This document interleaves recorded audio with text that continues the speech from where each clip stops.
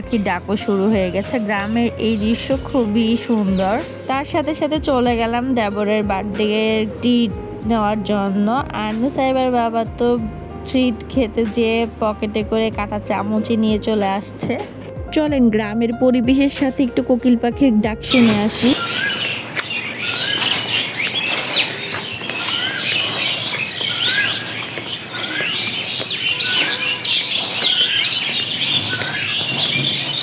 গ্রামে এই আঁকাবাঁকা রাস্তা দিয়ে বিকেলবেলা কোকিল পাখির গান শুনতে শুনতে হেঁটে যাওয়ার মজাই আলাদা।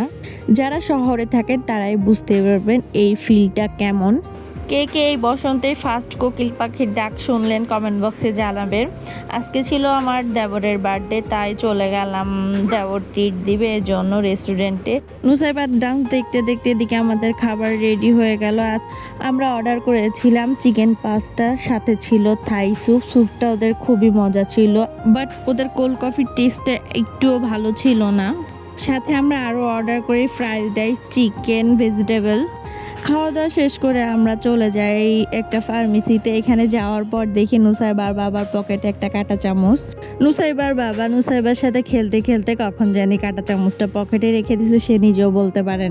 পরে আমরা আবার রেস্টুরেন্টে যেয়ে কাঁটা চামচটা দিয়ে আসি। আজকের ব্লগ এখানেই শেষ করছি। Thanks for watching.